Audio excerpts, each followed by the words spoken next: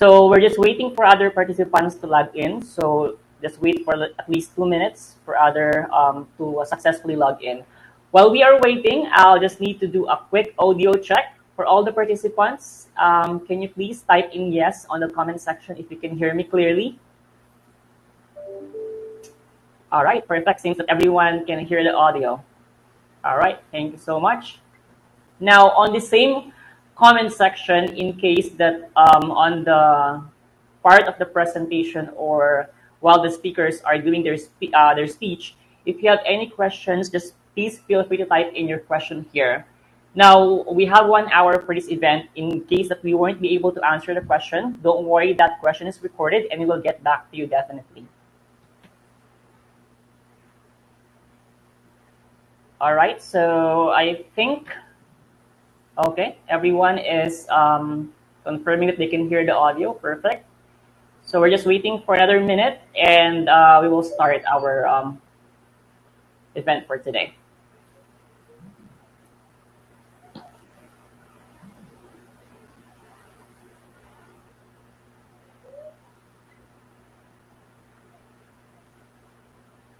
All right, so without any further ado, I'll give the stage to our moderator for today. Go ahead, sir.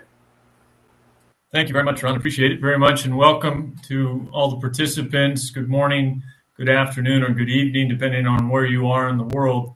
I'm delighted to be here today to host this webinar and talk about the current state of Ukrainian economic continuity. Today we have 3 very distinguished and expert panelists who will give us a brief update from on the ground in Ukraine. Each of the panelists are closely connected to the industry there and are tirelessly working to maintain Ukraine's economic continuity with the world. However, before we begin, I'd like to just thank briefly the staff of the International Trade Council for organizing today's event, of course, and inviting me to host this discussion. Briefly on myself, relevant to this call, I am the former president and CEO of the American Turkish Council. Today, I am the co-founder of 8 Degrees East, a Zurich-based strategic advisory firm.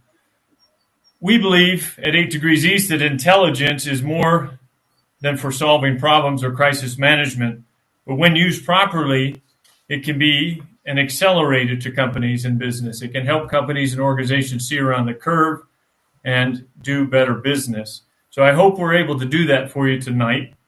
Ron's already covered some of the housekeeping. Please go ahead and submit your questions. Those questions, as he said, we'll try to get to as many as possible, and if not, they'll be answered in due course. So without further ado, I want to give as much time to our 3 speakers tonight as possible. So let me start off by introducing our first panelist, Mr. Alexander Yuchuk. He has degrees in engineering and marketing. He's an experienced business developer and B2B consultant with more than 25 years of expertise in areas such as industrial automation, engineering, and OEM markets.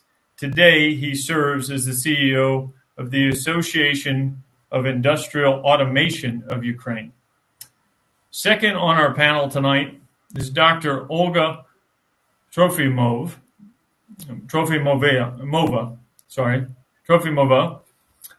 degrees in engineering and management, organizational behavior, cross-cultural management, and statistic PLS modeling with a PhD in industrial economics. During the course of her career, she has been a leader, trainer, and management expert. Her projects have spanned dozens of countries and international organizations, and today she is the cluster manager of the Ukrainian Automotive and Mobility Cluster. Both Alexandra and Olga together represent the Ukrainian Cluster Alliance, specially formed in March of this year by all of the industrial clusters of Ukraine to provide updates and news related to the ongoing conflict, but most relevant for us here about the challenges and the resurgence of the Ukrainian industries. You can find more at www.clusters.org about that organization.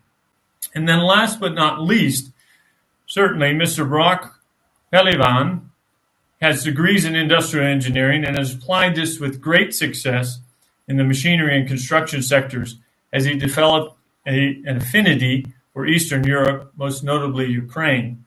Since 2009, he has been a member of the board of directors at the Kiev-based Polytech Impex, a market-leading construction machinery equipment provider in Ukraine.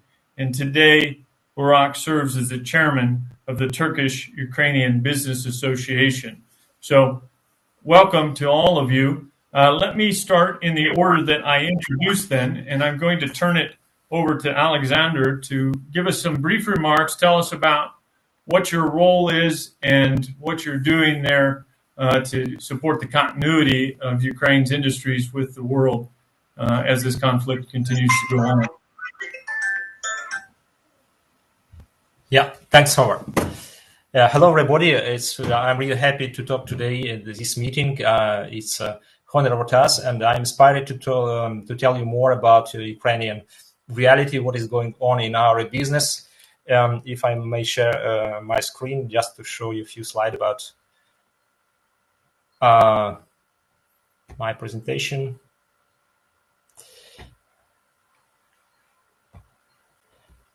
Do you see my screen?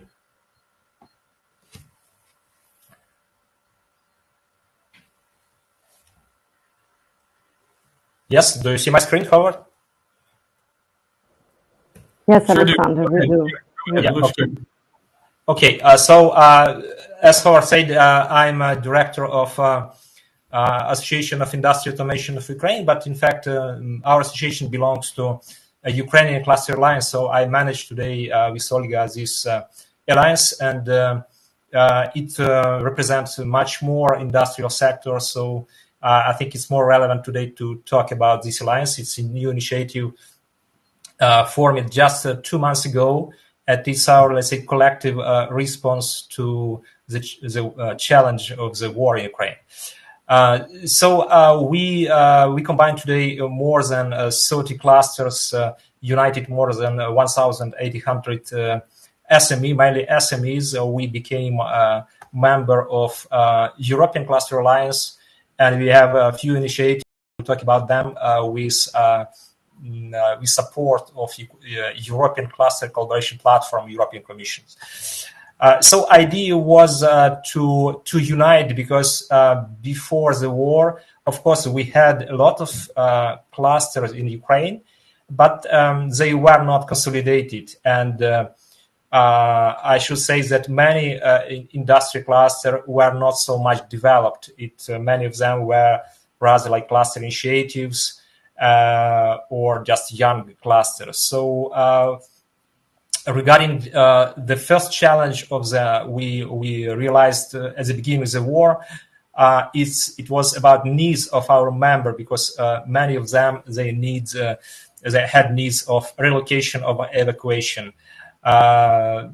Immediately there was many disruption is supply or value chain and many others. So the first priority was how to support our members.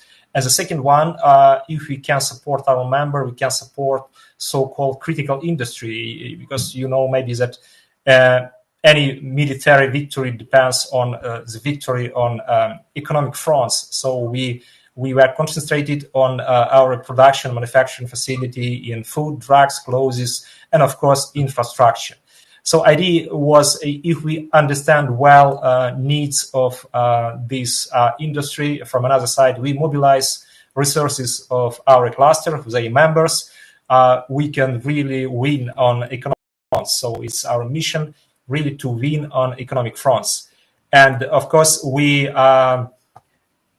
capacity, as I said, was and there are still quite weak of our cluster. So we needed help, we needed aid. And we are happy that at the beginning of March we had it. It was even not our initiative, but initiative of our European partner. We had this aid from European Cluster Alliance. They proposed us to do something like marketplace on their platform. This is online platform called ECCP, European Cluster Collaboration Platform. So in 2 weeks, we made this marketplace, and a little bit later, end of March, we were already not just at the beginning, we were 16 cluster. At the end of March, we were 30 company. We started to use many other tools like cluster-to-cluster meeting, many B2B meeting at European scale, and also individual B2B events. And this is screenshot from European cluster. So here there are more 100 needs of Ukrainian SMEs, different kind, humanitarian aid, medical, food, equipment, component, and so on. You can go, you see the link, you can go there and see all these needs.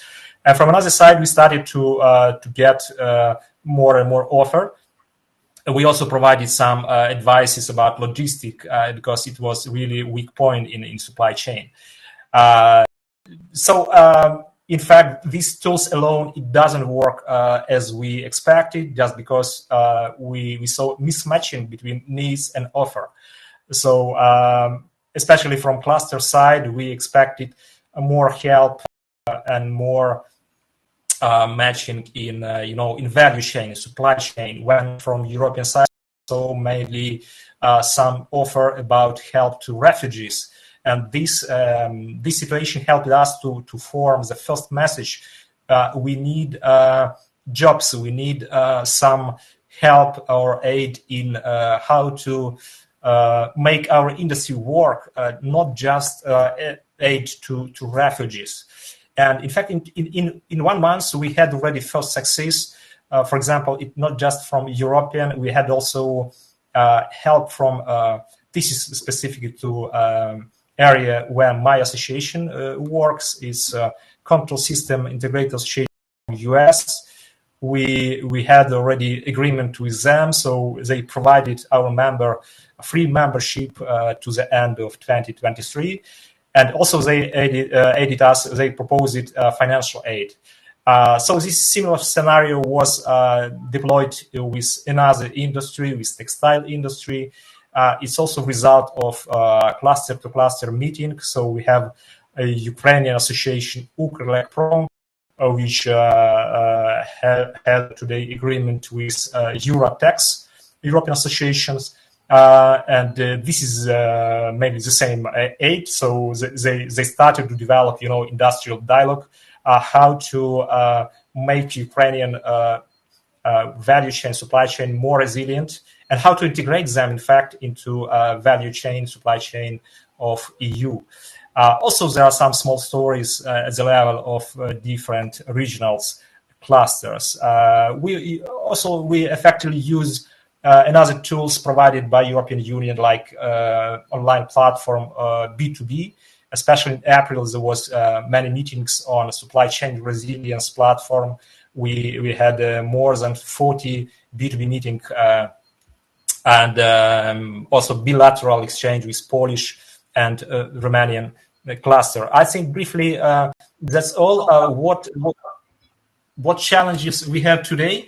They rather with concern how to make more alignment with state body, because from the state, our government, our ministry, they do also a lot of jobs and good things regarding internationalization, export, and they try to help SMEs. Because you might know general figures that almost 50% of our SMEs, they stopped work. And that's why we really very concerned of this challenge and try to do maximum to mobilize our SMEs, to unite them, to consolidate our efforts in what we call cluster. Cluster is like business association, business union, but with really strong focus on value and supply chain. Thank you, Alexander. Yeah, that's very, very interesting. And as you say, it seems that you've taken this as a good opportunity to really strengthen some of the industry, and the alliance is doing a lot of good work to strengthen your core and critical industries, as you say. So I look forward to hearing a bit more. It looks like, is Olga still with us? It looks like we may have lost. Maybe she should come back, I think, in just... Okay. Yeah, we lost her. I'll contact her. Okay. While we get Olga back online, then, of course, let me turn the floor over to Burak now and learn more about how, Burak, your organization, the Turkish-Ukrainian Business Association, is working with your Ukrainian partners in the north of Turkey here to bring more assets to bear, so to speak.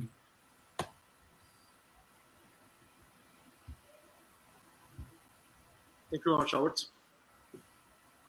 Good afternoon, everybody from sunny Lviv, a western Ukraine city, just near the Polish border. Of course, there is an ongoing brutal war in Ukraine, which started Russian Federation 24th February. And we have seen every day more consequences of that war. And Ukrainians defend their country, their territories heroically, and everybody, I think, in the world admires about that will, about that sacrifice. Parallel that war, there is another war is continuing. It is the economic war, because everybody in Ukraine, as everywhere, at the end of the day, should bring home bread. And as the bad consequences of that war, now, according to International Labour Agency, 4.8 million Ukrainians lost their jobs. If the war will continue, that numbers can reach 7 million people. The estimation of the shrinking of Ukraine economy that year is around 45.5%. According to different estimation, it differs from 35% to 45.5%, as I mentioned. When we look to micro companies, that's first 32% of the all Ukrainian companies stopped their activities. But thanks to God, that number decreased 17% at the start of May. The export of Ukraine in April is 5 times less than which Ukraine exports 1 year ago. So we should understand that there is a different Ukraine, a different Turkish business presence, different German business presence, Ukrainian business presence in Ukraine before 3 months ago. When we look to trade logistics issues, Ukraine used to export last year 145 million tons products through sea ports. And altogether, more than 75% of Ukrainian foreign trade went through sea routes. And now, the Ukrainian port capacity, which can use now Ukraine, are only in Danube Delta because of blockade of Russian fleet in Black Sea and some temporary lost ports in Azov Sea. The capacity of that ports, Reni, Ust, Danube, or Donetsk, and Izmail ports, only 5 million tons. Thanks to efforts of the government and all these port workers and all these companies, I think that maybe we can reach in these ports 1 million ton per month. But comparing 145 million ton, it is around 7%. When we substitute through land transport and railway transport through European ports, only we can substitute maybe 18-20 million tons of Ukrainian export capacity. I even don't mention the import capacity. So really, there is a big problem, big logistics problems for everybody. When we look to aviation, it's altogether, it stopped, of course. So first of all, the world should focus its efforts to unblockade Ukrainian ports. It is not just only for Ukraine important, it is for everybody important. Now more than 25 million tons of agriculture products just stored in the Ukrainian silos inside of the country, and around 5 million in the ports. 40 million ton corns, 6 million tons of wheat, 3 million tons of sunflower, and 3 million tons of sunflower oils just stayed there in the ports and in the silos. And that's agriculture products lack of export. That it means everywhere problem for hunger problem in Northern Africa, in Middle East, in Far East, everywhere. According to estimates, 9 million, 10 million people more are in the danger of starvation that year just because of the Russian war in Ukraine. So it is a big priority for everybody, not for Ukrainians, to unblockade these ports. Of course, there are some substitute replacements through the Polish port Danzig, Klaipėda in Lithuania, and 3 Lithuanian ports, and Constanța in Romania. But as I mentioned, it just can replace maybe substitute 20-25 million tons. For aviation, I think that we should focus on more flights from the east and south to eastern Polish airports. If you want to come to Ukraine, you cannot come, of course, through airlines, but you can come to Poland or Romania or Moldavia or Hungary. But the problem is there is no frequency plans from the east part of the world and south of the part to Poland. Polish government, Polish aviation authority are very conservative in that case. So I can say when we compare, for example, between Ukraine and Turkey before the war, every week 200 flights, regular flights I mean, only between Poland and Turkey 12 flights. So if we can want to come to Poland and through Ukraine, there is no alternative, just to Warsaw, only 12 flights. So we should focus new flights between Istanbul and Rzeszów, between Istanbul and Krakow, and maybe because Istanbul is very important, as you know, very important hub for African flights, Asian flights, Central Asian, Caucasian flights. So we should connect Ukraine, Western Ukraine especially, through Poland, all this part of the world. When we look the production capacity of Ukraine and relocation of the production, of course, it is another big challenge, because when the war is going now, mostly Ukrainian heavy industry capacity is in the eastern part of Ukraine. So to relocate heavy industry just in some couple of months, it is impossible. So there is some relocation of companies. For example, my company, one of my company, I relocated from Kiev temporarily to Hmelnytsky region. And it was very big and very nice initiative of the government. I thank them. But not everybody can do it. It could do it. So there is a good efforts, but it is not enough. But in the medium perspective, medium term, I think we see more manufacturing clusters on manufacturing concentration from middle part of Ukraine and southern and eastern part of Ukraine to western and central part of Ukraine. Some cases we will see more and more. The another problem for creating value inside of the country and manufacturing especially is there is very small number of the goods you can import. The government, the Council of Ministers, after the war, they immediately took a decision and they put only very narrow number of the goods to critical import list. What does it mean? Only maybe 1% of the goods you can import to country. I mean, you can import everything almost to country, but you cannot pay for them. So if you want to buy for your import currency and pay your suppliers, the goods should be in this list. But many semi-products or components or raw materials for many manufacturing companies are not in that list.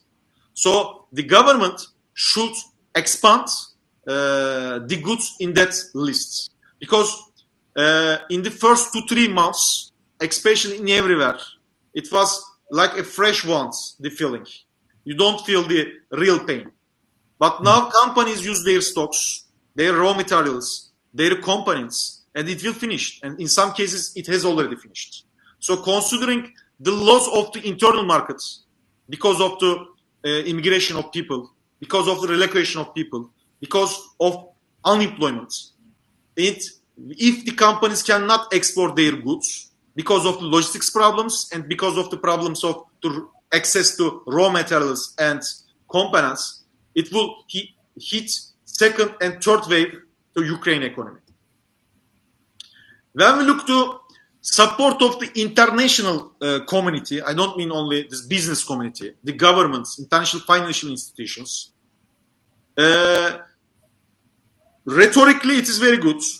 But when we look the numbers, the world financed Ukrainian budgets in the first 3 months of the war, $6 billion US dollars.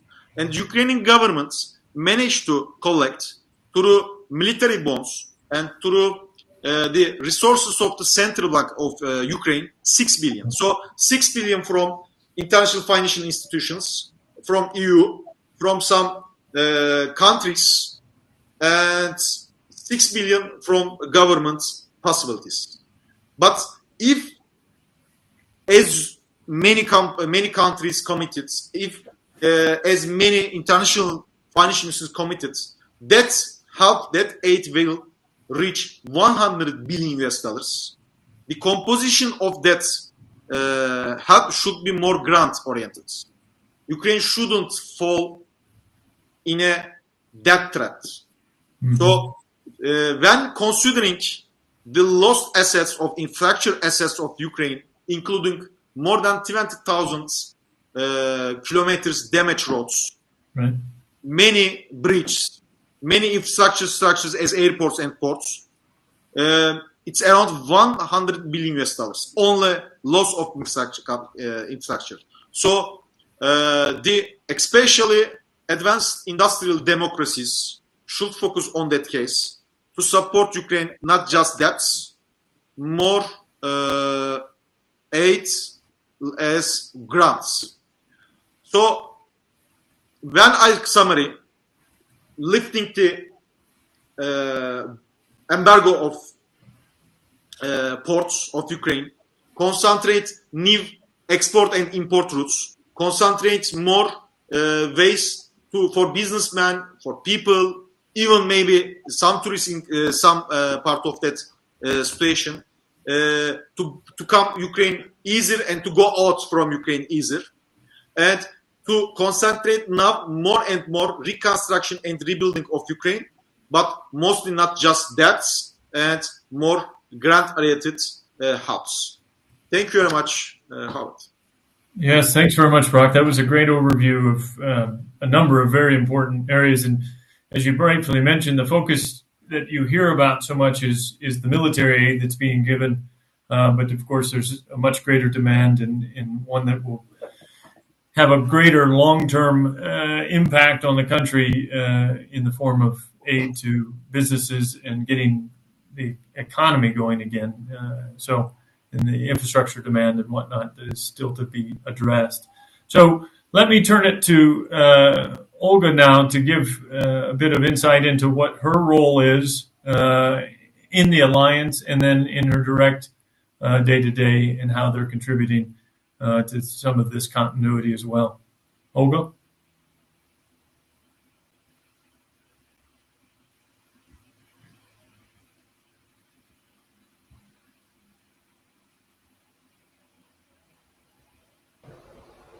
You see my screen, right?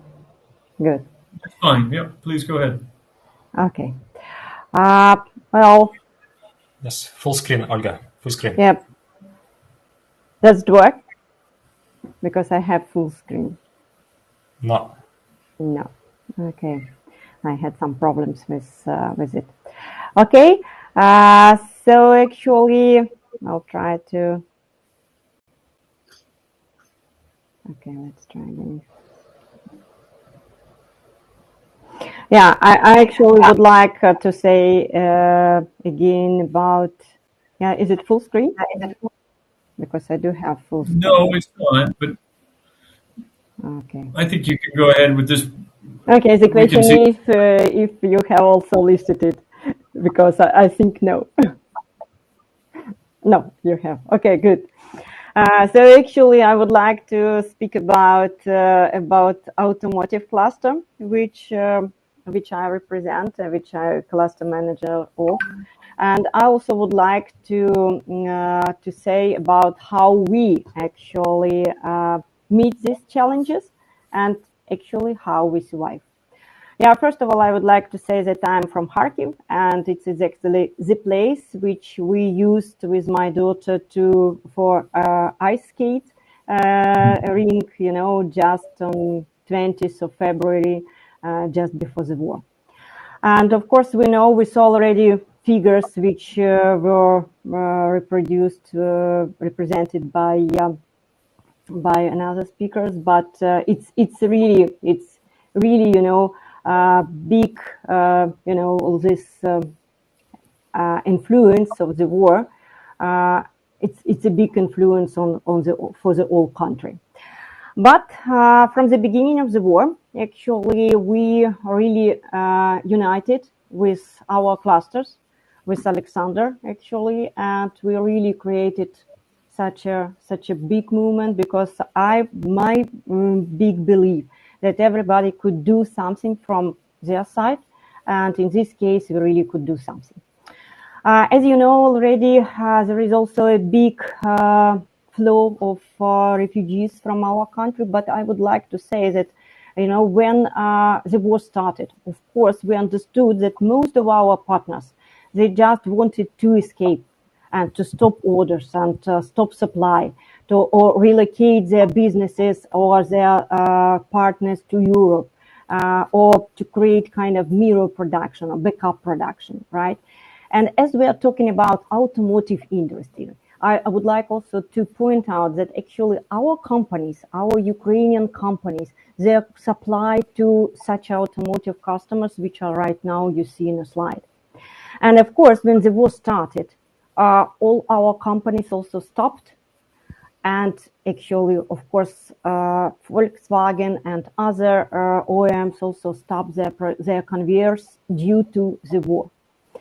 But I should say, luckily, or from the logistic point of view, most of automotive companies are located in the western part of Ukraine. So actually, we didn't have a lot of automotive players in the eastern part of Ukraine. Yes, so you're absolutely right that we had a heavy machinery industry, but not really automotive industry which supplied to international OEMs. So most of our players are located in the western part, and exactly in 5 days, or some of them in 7 days, they restart the production, and right now they do supply to international OEMs. Just to give you some figures also, that right now, before war and still, we do have 60,000 employees in automotive sector, and actually it's a foreign automotive business, right? In foreign automotive sector. In Ukrainian automotive sector, we have also some thousands. And I also would like to stress that actually Ukraine is 40 million population, right? 42 million population. And if whole world would not support us, wouldn't support us if in developing our economy, or at least decreasing the amount of unemployed people, which were reported 5 minutes ago, I think not only Ukraine would have a big crisis. I think many countries nearby would have big crisis. So 2 weeks ago, I had a small research among our Ukrainian automotive sector.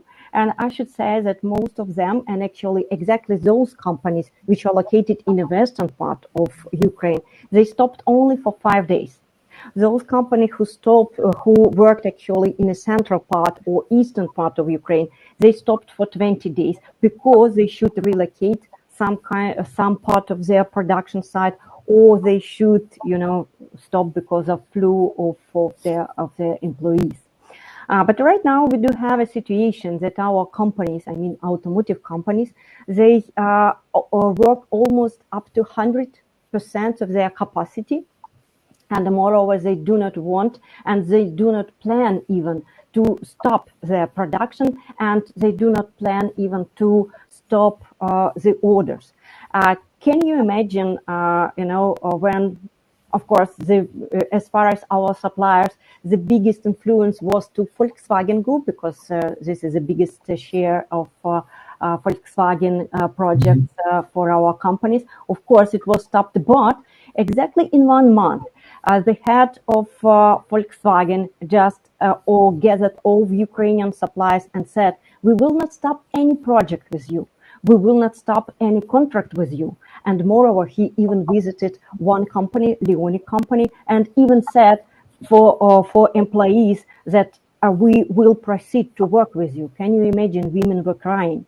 Women were crying because most of them were thinking that all foreign companies or all foreign investors or partners will throw away, will run away, but it's not.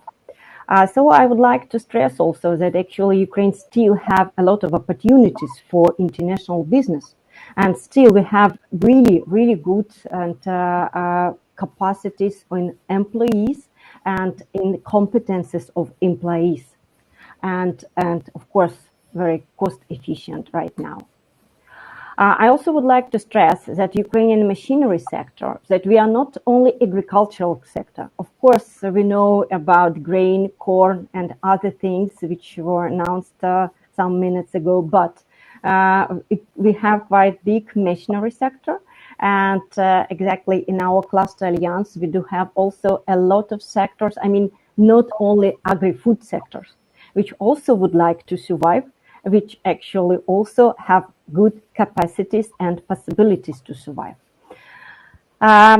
Actually, as for our Ukrainian automotive and mobility cluster, we now open for all automotive industry. We are not a closed organization, and right now, during the war, 6 more companies united to our cluster, and actually this is a tendency among many clusters and many organizations which we could observe right now, because right now we do have common problems and we want to solve these problems together. We really established this Ukrainian cluster alliance during 1 month. We have started to work together from the beginning of March, and in the end of March we have already institutionalized, we are officially started our cluster alliance from 16 clusters united. As for our cluster, we have actually good, we are in a network of European automotive cluster network, and at the beginning, as you see, at the beginning of March, they already sent us kind of a solidarity. We had a lot of common events, and we still have a lot of common events with them because they want to support, because they want to support our companies with more contracts, with more suppliers, actually, which we also have problems, as you know. But again, we do organize a lot of common meetings, not only cluster to cluster, but also business to business meetings. And we really, really support our companies in finding new partners, new contracts, and actually to increase amount of job places in Ukraine.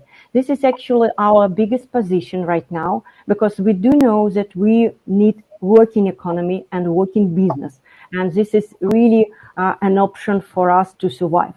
Moreover, we know that still a lot of companies all over the world have a lot of businesses with Russian and Belarusian companies. So that's why we would like to offer you to replace your orders to Ukrainian companies, because we do have safety places, we do have industrial parks, we do have competent HR, capacities, and we could really supply very high quality products to you. So that's why you are welcome to Ukraine. Again, we do have safety places which are in a border of Poland, Romania, and and Slovakia and Hungary, and there are good logistic hubs which you could use. And again, if you really stand with Ukraine, please support our economy, please support our business, because this is the way to survive, and actually one of the way also to win. Slava Ukraini, and thank you very much for your attention. Yes, thank you, Olga, very much. That was an optimistic outlook, I would say, and I'd like to draw a bit of the contrast between Barak. You outlined a number of areas that are in desperate need. You mentioned the port blockades, you mentioned export routes, access in and out of Ukraine.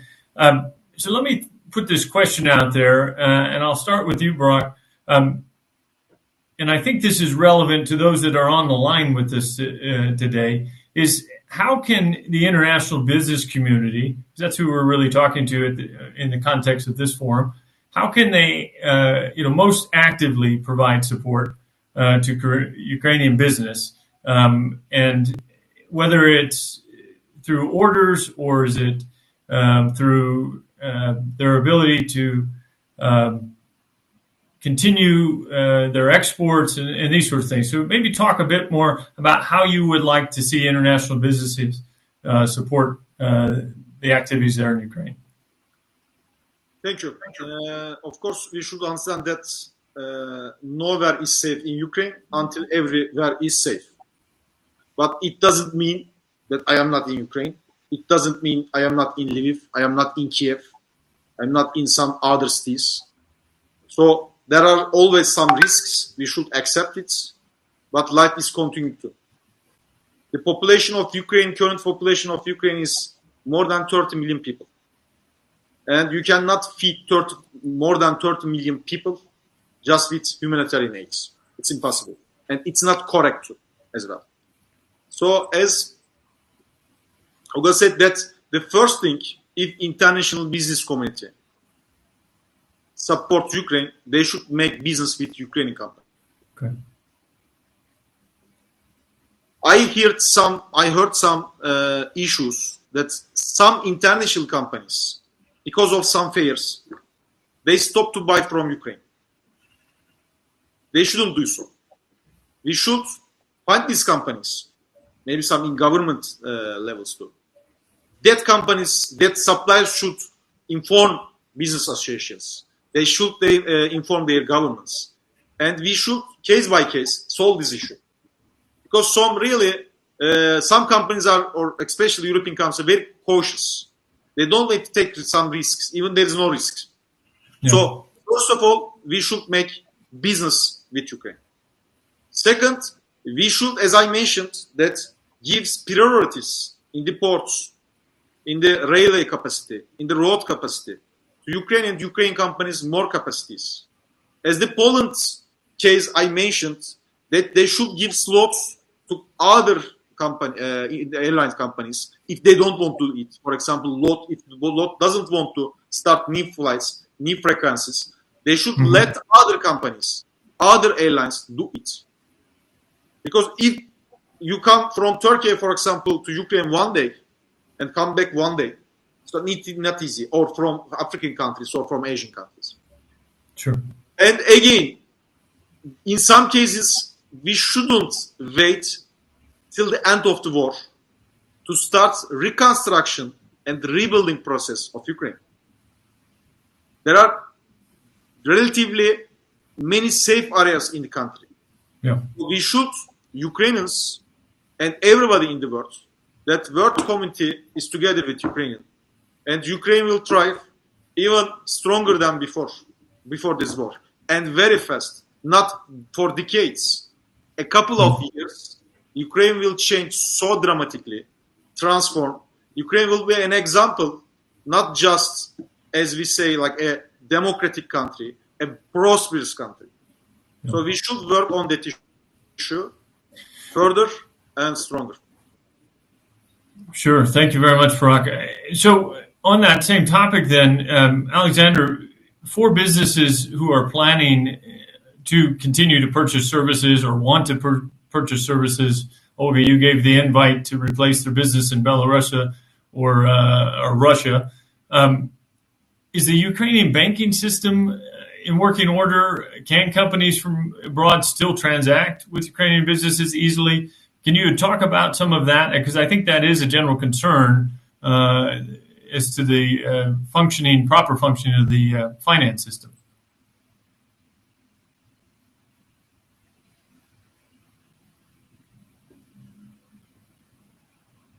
Alexander?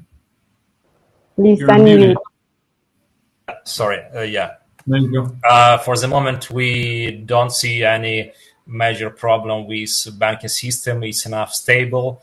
We have a lot of company, especially providing services, different kind of IT services, engineering services. So they stay in Ukraine. They pay taxes here, and they typically work for broad customers. So typically, I don't see, and the same as Olga explained it in their case, automotive clusters.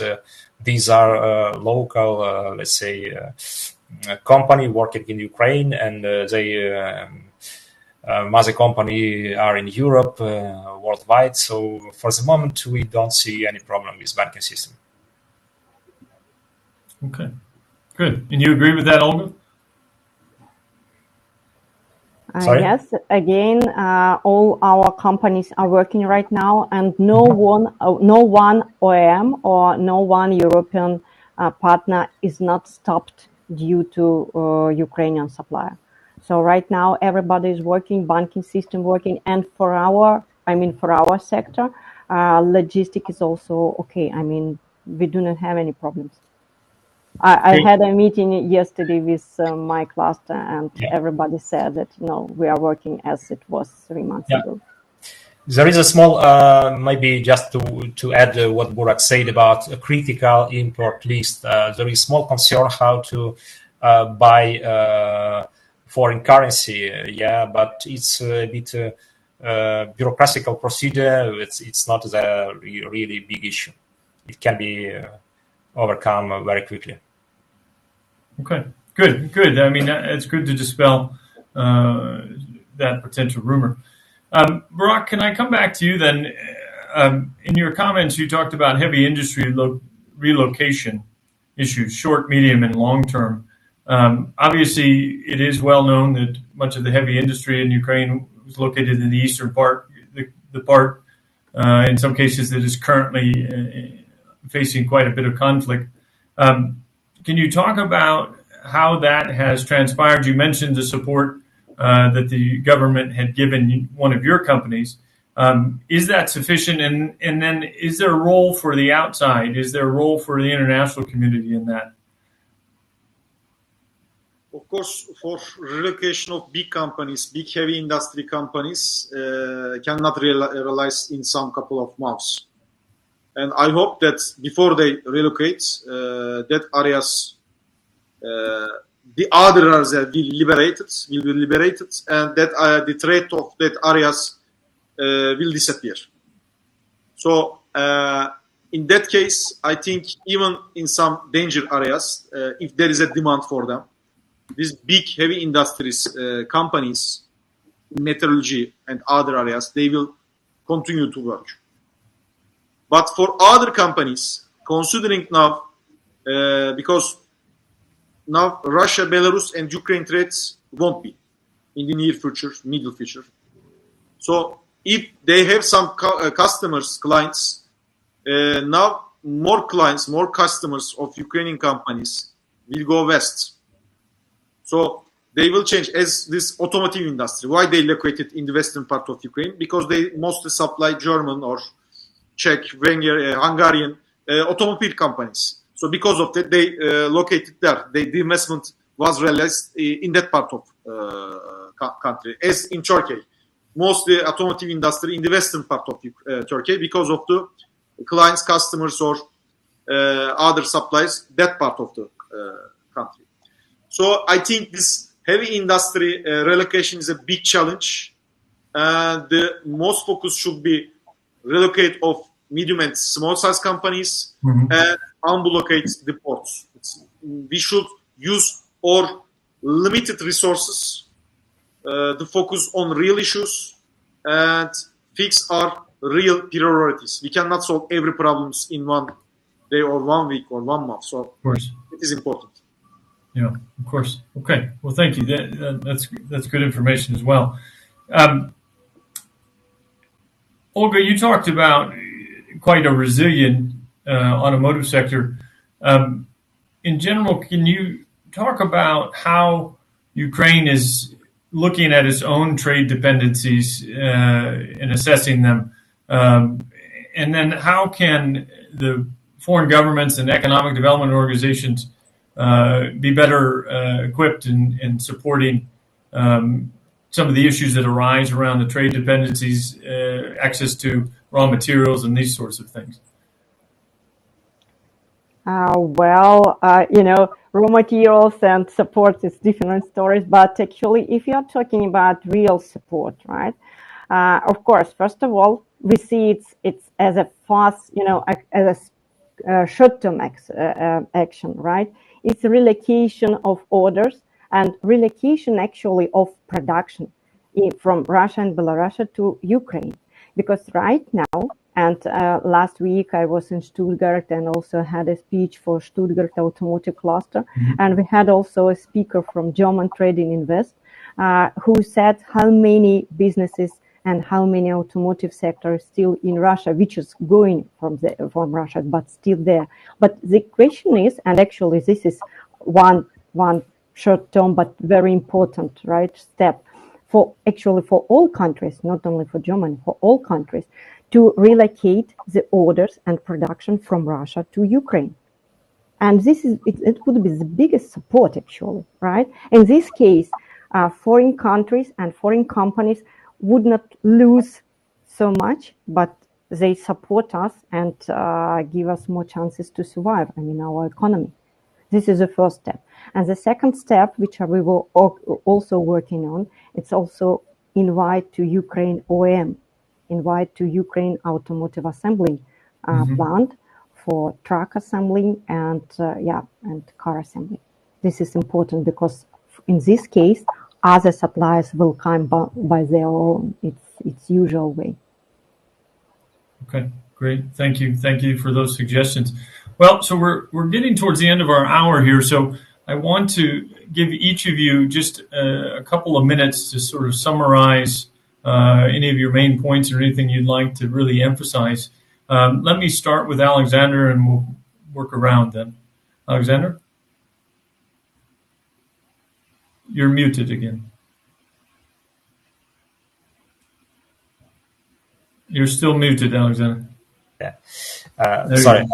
Maybe I come back to a question you asked, Burak, about the measure, about the direction of international, how international community can help Ukraine. So, in fact, I completely agree with Olga, with Burak, that the main point, the main priority is about order. Yeah, we need to support, because in supply chain, we analyze just today with many clusters where the main disruption is very in supply chain. So the main issue, anyway, it's relevant to industrial high-tech cluster. It's not about logistics. It's about rather about orders. So we need orders. That's why we are ready to be integrated into European worldwide value chain, maybe not with product, but with services, with our resources. So we, for example, our association, we formed outsourcing database, everything which can be done remotely. There is a lot of such engineering services, and we already communicate this database to our partner in US. So this is the first point. The second one, for example, for Europe, we have many grant program and many projects, many financial like voucher and different kind of financial support to support SME, to support innovators. So all these programs should be open for Ukraine. Yeah, because we know that some program we maybe we had not so much, did not involved. And as well financial aid, because we have, for example, in cluster with SME, many our members are affected by war. So especially SME from Kharkiv, eastern and south regions. So we are also open to get this financial aid to members, to people affected by the war. It's briefly. Yeah, thank you very much, Alexander. Great points, each and every one. Brock, I'll turn it to you now for a few comments. Sorry? I said I'll turn it to you to make any final points that you'd like to make. No, thank you. Okay. Olga? Well, actually, I think the fact is that during the war, we are not just all disseminated and escaped, but we were joined together, right, as clusters and cluster alliance. We act together. We do a lot of things together. This is a really strong thing, and for this reason, I'm sure that there are a lot of ways of supporting such a movements and such actions and our cluster alliance, definitely. Well, I want to thank each and every one of you for your remarks today. And as we started out with the mission of laying out the current landscape a bit, Brock, you did this excellently by highlighting some of the real challenge points still. Also, this alliance has really come on to pick up some of that slack and take what is a horrible situation for all involved and really look to do something good with it. Ukraine continues to inspire, for sure. It inspires the world in a number of different ways. And so we're very, very fortunate to have the three of you here to discuss how the Ukrainian business and industry is continuing its continuity and efforts to maintain that continuity with the global economic environment. If you'd like more information, you can always visit the website www.unitedforua.org. And the last thing I'd like to let our viewers know is that this coming July, there'll be a live event hosted again by the Ukrainian Invest and the International Trade Council, being organized here in Istanbul, Turkey. The Global Economic Impact Forum on Ukraine will be July 21st and 22nd in Istanbul. See the website there to go to register.